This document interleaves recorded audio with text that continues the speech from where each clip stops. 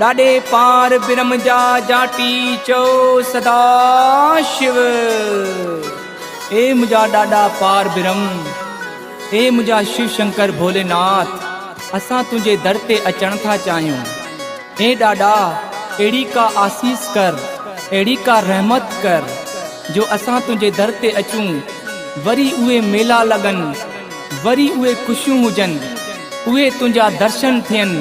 असां जाटीडा झूमूं नचूं ऐं खुशियूं कयूं। असां सभिनी जाटीड़नि जी ही अरदास आहे त डाडा पार ब्रह्म वरी पंहिंजा मेला मचा ऐं दर्शन करा। जय डाडे की, जय जय डाडे की। तुझे दर तो अचण चाहियां, दर्शन तो करण चाहियां। मुझा डाडा पार ब्रह्म वरी मेला ॾिसण चाहियां। अलाए कहिड़ी बीमारी आ, तंग दुनिया ही सारी आ, तोखा महर गुरु मुर्शिद ॾुखियो वक्त ही भारी आ। तुझे दर तो अचण चाहियां, दर्शन तो करण चाहियां। मुझा डाडा पार ब्रह्म वरी मेला ॾिसण चाहियां।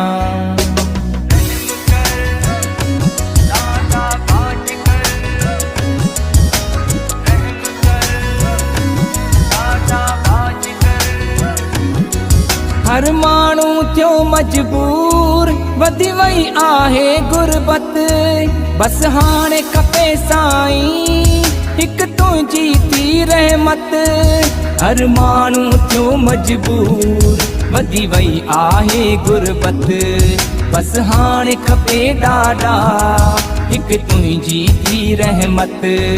हर जाटी लाइ खुशियूं तोखां तो घुरण चाहियां। मुझा डाडा पार ब्रह्म वरी मेला ॾिसण चाहियां।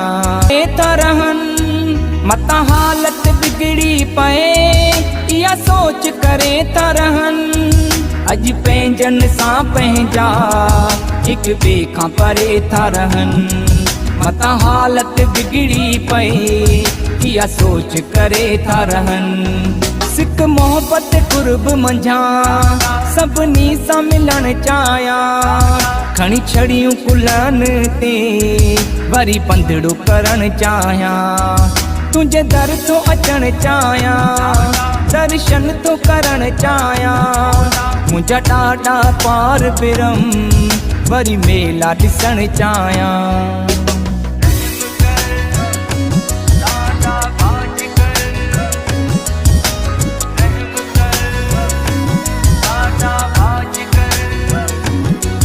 कर रहम नजर भोला, परेशानियूं ख़त्म थींदियूं।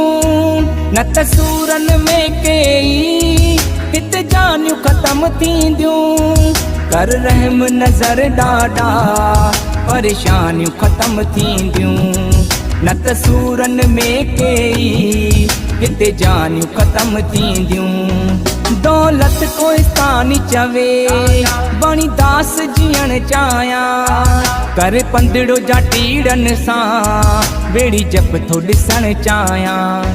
तुझे दर तो अचण चाहियां, दर्शन तो करण चाहियां। मुझा डाडा पार ब्रह्म वरी मेला ॾिसण चाहियां। अलाए कहिड़ी बीमारी आ, तंग दुनिया ही सारी आ, तोखा महर गुरु मुर्शिद ॾुखियो वक्त ही भारी आ।